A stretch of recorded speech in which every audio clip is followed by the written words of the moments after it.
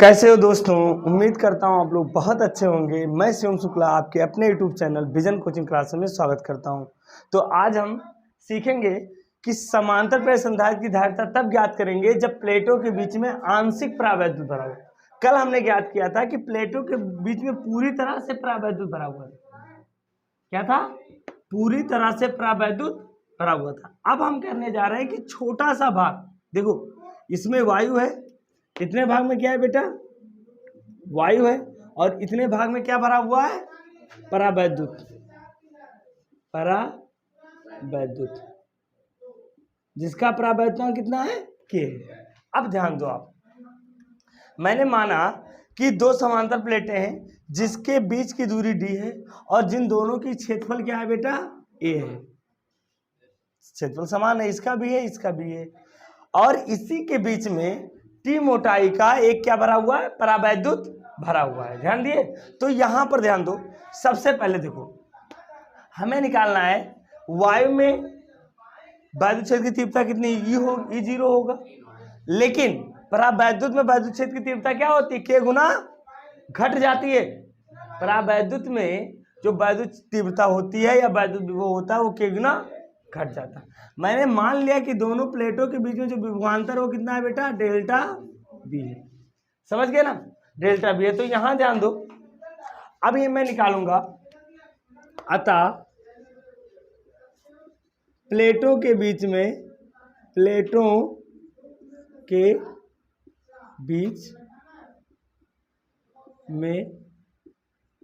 कुल विभवांतर क्या ज्ञात करेंगे बेटा? कुल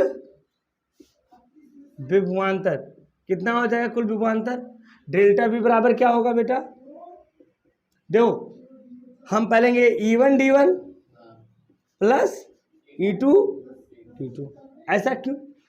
क्योंकि देखो यहां पर वैद्युत क्षेत्र दूसरा है, यहां पर वैद्युत क्षेत्र, इसकी मोटाई D1 होगी, इसकी मोटाई क्या होगी? D2 होगी। अब ध्यान दो आप, E1 क्या है? E1 E0 है।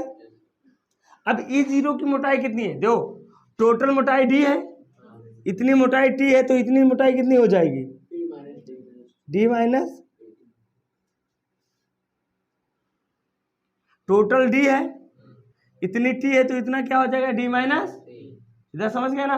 अब सुनो, तो E0 और ये क्या हो जाएगा? D minus T plus E2 क्या है? E0 by K।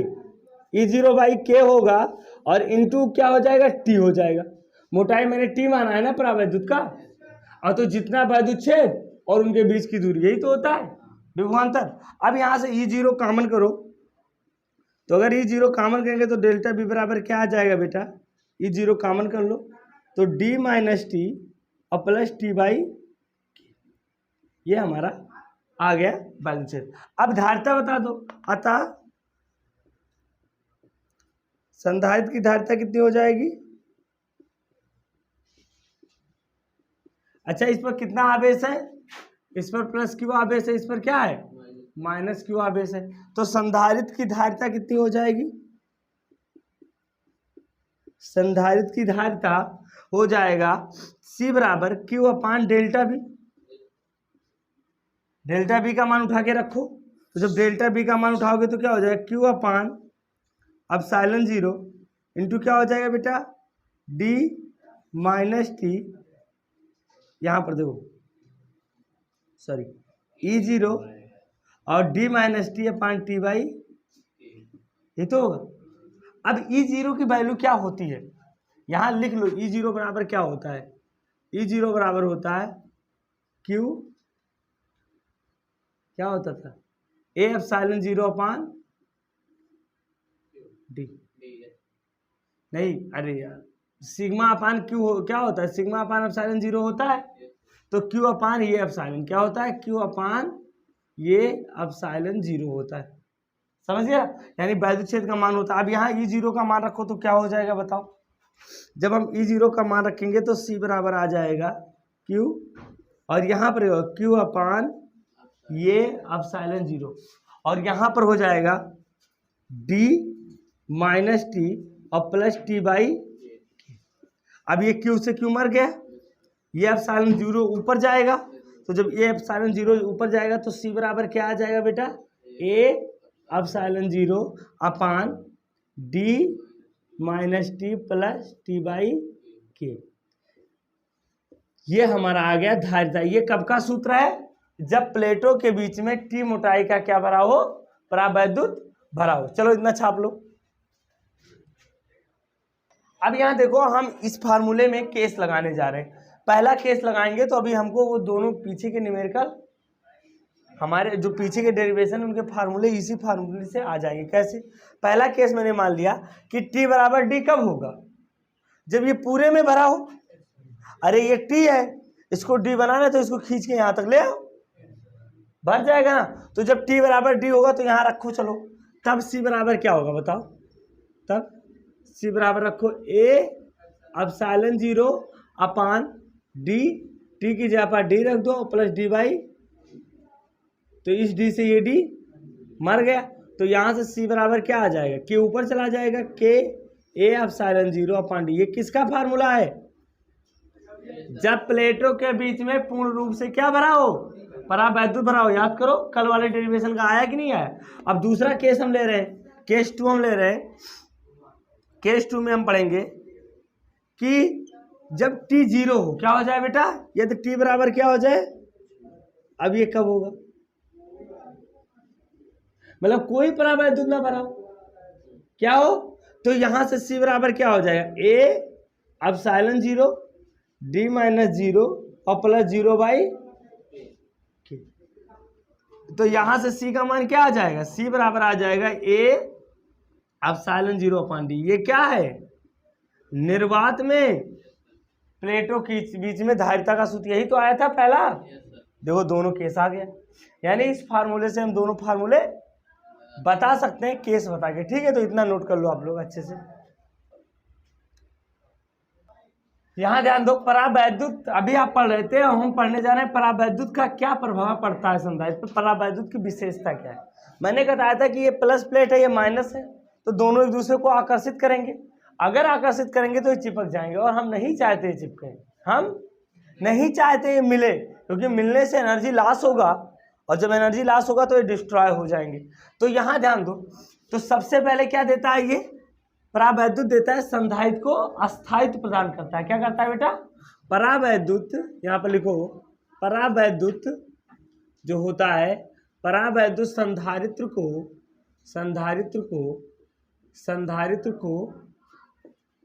क्या प्रदान करता है बेटा? स्टेबिलिटी, अस्थायित्व प्रदान करता है। ये तो पहली खासियत इसकी हुई कि जो संधारित्र को। दूसरा बात क्या होता है? संधारित्र की धारिता के गुना बढ़ा देता है। संधारित्र की धारिता क्या होती है? संधारित्र की धारिता के गुना बढ़ा देता है। के गुना क्या कर देता है बेटा? बढ़ा देता है। तीसरा क्या होता है? भंजक विभवांतर का मान भी बढ़ाया जा सकता है। परावैद्युत की सहायता से परावैद्युत की सहायता से भंजक विभवांतर, परावैद्युत की सहायता से भंजक विभवांतर का मान बढ़ाया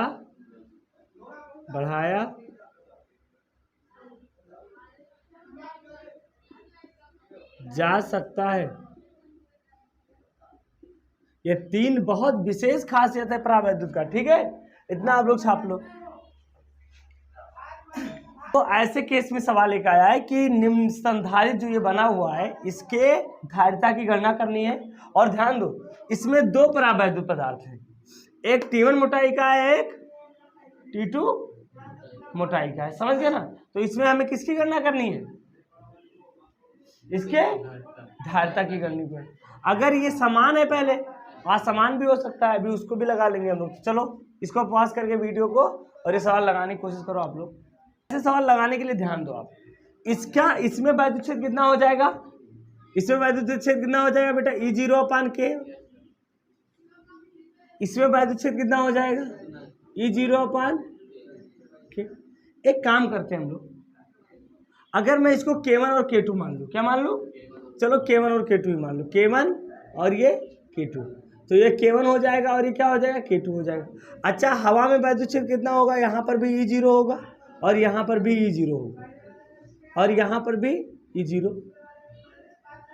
होगा, समझ गए ना। तो कुल विभवांतर क्या होगा बताओ मुझे, चलो कुल विभवांतर कितना होगा, विभवांतर कितना, डेल्टा बी बराबर क्या हो जाएगा, देखो E1 D1 plus E2 D2 plus E3 D3, तीन ही तो रहेंगे, 1 2 3, ये तो हवा है और ये दोनों परावैद्युत भरे हैं। अच्छा, E1 का मान क्या है, E0, तो E0 की मोटाई दो, टोटल मोटाई D है, T1 और T2, इस इतने मोटाई में तो परावैद्युत भरा है, तो हवा कितना हुआ, D minus T1 plus, very good. तो यहाँ पर क्या लिखते हैं, D minus T1 plus T2, ये तो इसका हो गया, प्लस E2 का क्या हो जाएगा, देखो E0 अपान के K1 और क्या हो जाएगा T1 प्लस E0 अपान K2 इंटू क्या हो जाएगा T2। E0 कॉमन करो, जब आप E0 कॉमन करोगे तो क्या आ जाएगा बेटा, D minus T1 minus T2 और प्लस क्या हो जाएगा T1 बाई K1 और प्लस T2 बाई, ये तो आएगा ये हम। और E0 का मान क्या होता है, Q अपान A एप्सिलॉन 0, ये आ गया D माइनस T1, बहुत आसान है, minus T2 plus T1 by K1, concept समझो बस, और प्लस T2 बाई K2, ये हमारा आ गया डेल्टा बी बराबर। अब मैं डेल्टा सी निकालना है ना, अतः धारिता क्या हो जाएगी, धारिता का फार्मूला क्या होता है, Q अपान डेल्टा बी। हर अगर आगे का लेक्चर समझना है तो पीछे के लेक्चर को अच्छे से आपको देखना पड़ेगा और अच्छे से पढ़ना पड़ेगा, याद रखना इस बीच को। तो Q अपान डेल्टा बी, तो डेल्टा बी का मान रख दो, तो यहाँ पर Q हो गया, डेल्टा बी का मान क्या है बेटा, Q अपान ये एप्सिलॉन 0 इंटू क्या हो जाएगा D minus T1 minus T2 और प्लस क्या हो जाएगा T1 बाई K1 और प्लस T2 बाई K2, ये आ गया ना, यही तो है बटे, तो Q से Q कट गया, ये एप्सिलॉन ऊपर जाएगा तो C बराबर क्या आ जाएगा, C बराबर आ जाएगा A epsilon 0 upon D minus T1 minus T2 upon T1 by K1 और प्लस T2 बाई K2। अब इसी प्रकार अगर n परावैद्युत भरे हो तो n पट्टियां भर दिया जाए छोटा छोटा, तो क्या हो जाएगा T1 minus T2 dot dot dot Tn plus T1 अपान K1 प्लस T2 अपान K2 प्लस T3 अपान K2 डॉट डॉट Tn अपान Kn, यही तो होगा। तो इतना नोट कर लो अच्छे से, यही आपकी धारिता। अब इसमें वैल्यू दे देगा तो आप पुट करके मान निकाल सकते हो। अब यहाँ पर देखो परावैद्युतांक की गणना करनी है, यानी K की गणना करनी है, किसमें, धातु का, कि धातु का परावैद्युतांक कितना होता है। तो देखो हम जानते हैं, आप भी जानते हो, क्या हम जानते हैं, क्या जानते हो कि धातु के अंदर नेट वैद्युत क्षेत्र कितना होता है, धातु के अंदर नेट वैद्युत क्षेत्र क्या होता है बता दो, चालक है ना धातु, तो चालक के अंदर नेट वैद्युत क्षेत्र क्या होता है, शून्य।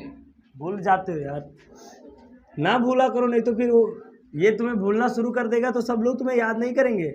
हम जानते हैं ना धातु के अंदर नेट वैद्युत क्षेत्र शून्य होता है, शून्य होता है। बहुत जल्दी यार, कितने बेवफा हो तुम लोग, आसानी से भूल जाते हो। तो ई नेट बराबर क्या होगा 0। और ये बताओ ई नेट होता कितना है जब परावैद्युत भरा हो तो, तथा ई नेट बराबर होता कितना है ये भी याद कर लो। ई नेट बराबर होता है E0 अपान के, ये तो हुआ था परावैद्युतांक, इसका के है, और ये किसके बराबर हो गया 0। ये देखो ये 0, यानी E0 को के से मैंने भाग किया, ये वैल्यू 0 आएगी। जीरो कब आएगा किसी संख्या, यानी ये बहुत बड़ा हो तभी तो, यानी यहां से के बना के, ये बताओ के बटा ई जीरो कितना हो जाएगा, पलटो तो ये हो जाएगा 1/0 हो जाएगा ना, तो ये 0/1 लिखा है, और 1/0 को क्या कहते हैं, अनंत। तो अनंत से किसी चीज को गुणा करोगे तो क्या आ जाएगा, अनंत, यानी इनफाइनाइट आ गया कि नहीं आ गया, यानी के का मान अनंत आ गया। अब यहां से भी समझ लो, सुनो, यानी वैद्युत छेद जो होता है वो बहुत घट जाता है, ऐसा क्यों, इसमें प्लस चार्ज है, ये भी धातु है ये भी धातु है, तो इसमें भी पहला इलेक्ट्रॉन होंगे, ये जितना प्लस होगा उतना इधर माइनस लग जाएंगे, प्लस माइनस काट दिए एक दूसरे को, इधर प्लस माइनस काट दिए एक दूसरे को, रिजल्टेंट क्या है, यानी नेट वैल्यू छेद 0 है। समझ गए ना, धातुओं के लिए के का मान अनंत होता है, और वायु के लिए क्या होता है, के का मान 1 होता है। क्या होता है, वायु के लिए, यार यहां पर लिख लो, वायु के लिए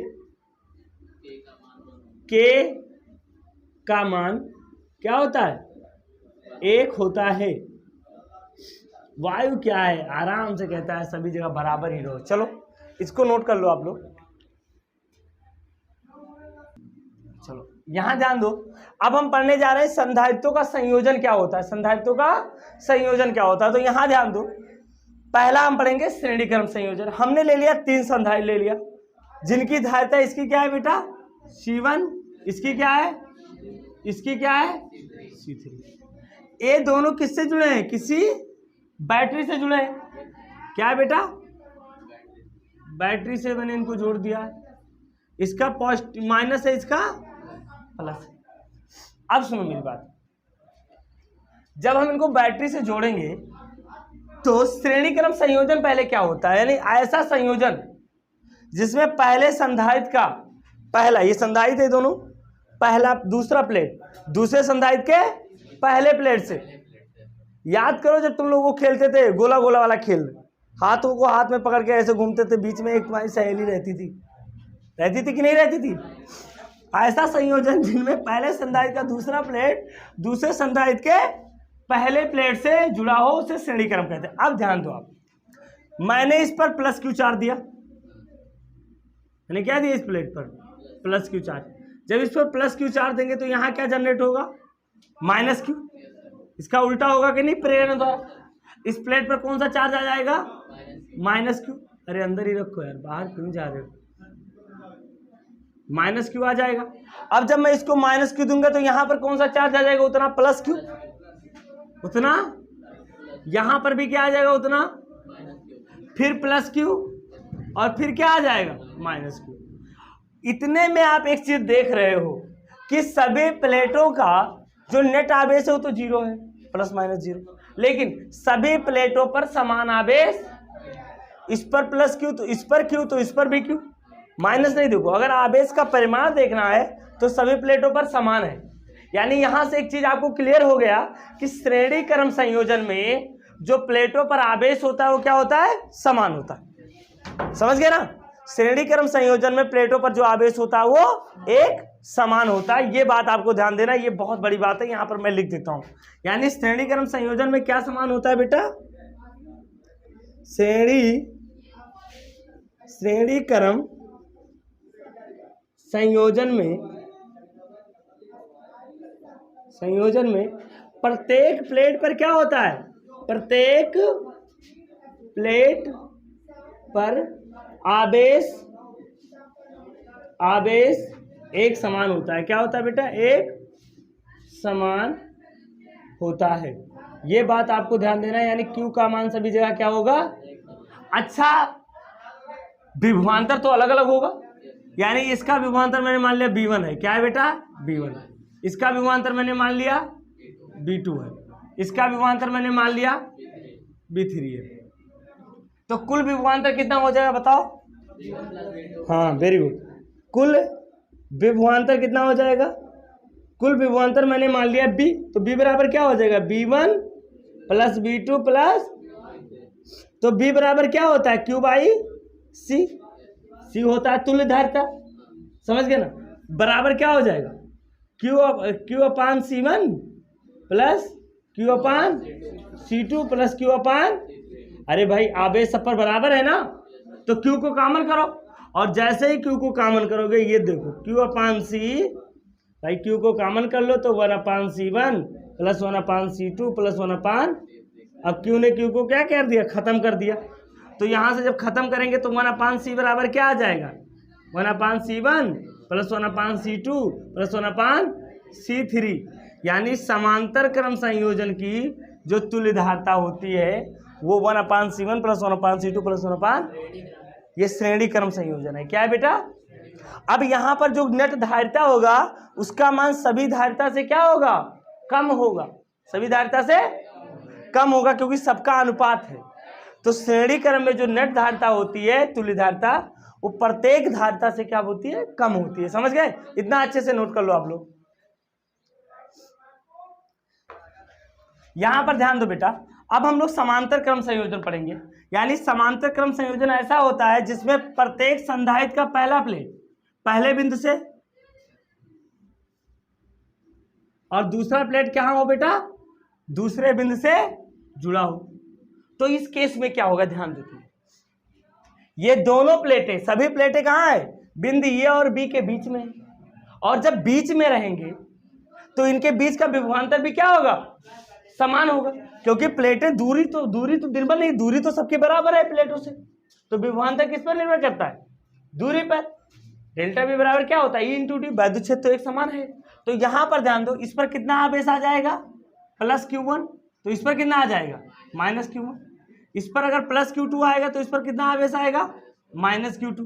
इस पर अगर प्लस Q3 आएगा तो इस पर कितना आवेश आ जाएगा, माइनस, और इसका संधारित्र मैंने C1 मान लिया, इसका C2, और इसका विभव सभी का क्या होगा, समान होगा। तो कुल आवेश कितना होगा बताओ, नेट आवेश बताओ। तो कुल आवेश चित्र से कुल आवेश कितना होगा, कुल आवेश बराबर Q बराबर हो जाएगा Q1 प्लस Q2 और प्लस Q3। Q बराबर क्या होता है, C इंटू बी, तो यहाँ क्या हो जाएगा, C1 भी, विभव समान है सभी का, प्लस C2 भी और प्लस C3 भी। अब यहाँ पर B अगर कॉमन करो तो क्या हो जाएगा बेटा, जब हम B कॉमन करेंगे तो C इंटू बी बराबर क्या हो, B C1 प्लस C2 और प्लस C3। B से B क्या हो गया, कट गया, तो यहाँ से C बराबर क्या आ जाएगा, C1 प्लस C2 प्लस, तो यहाँ दो चीजें आपको ध्यान देना है। समांतर प्लेट संधारित्र की धारिता में क्या होता है, सभी प्लेटों का विभव समान होता है। ऐसा क्यों होता है, क्योंकि सभी प्लेटें क्या होते हैं, बिंदु ए और बी के बीच में लाइज करते हैं, बीच में लाइज करते हैं ना, समान दूरी पर, इसीलिए विभव समान होता है। और इनका जो नेट धारिता होती है, कुल तुल्य धारिता, वो सभी धारिता का क्या होता है, योग होता है। ठीक है, इतना आज नोट कर लो। आप लोगों को ये वीडियो अच्छे से समझ में आया होगा। खूब पढ़िए और मस्त रहिए।